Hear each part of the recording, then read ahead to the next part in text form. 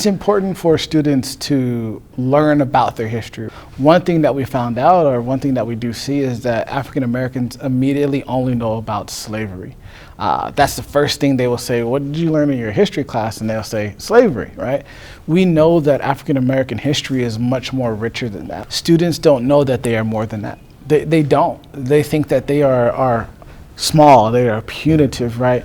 And this is where we go back to teaching African American history, not just slavery, because as African Americans, right, we automatically identify with slavery. We automatically identify with MLK and Rosa Parks.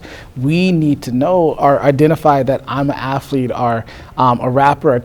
That's all we really know. That's all we've really seen in the past. We have our African American Student Roundtable, and that consists of students coming together. We usually have about 7 or 8 of them that are from our BSU, and they will come together and they will create questions. And these questions are centered around culture. These questions are centered around African American heritage. One of my students, we took them to the historically black college UCAN fair, and she took a moment to sit in the room, and she said, "I've never been in a room where there is so much black beauty." And what she meant was, and it brought her to tears, and I was on the verge of crying too, is that she's never seen a room where there were African Americans applying for school and applying for colleges and just talking and just vibing together and getting to know each other. There was no dysfunction, there was no destruction, right?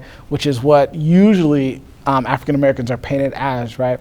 There was just in this room just energy of let's get better, let's come together as people. So that is probably the most memorable thing that and there's a lot of memories. There's a lot that parents have gave us as far as feedback, but that is probably the most thing that has stuck in my heart of that moment with her.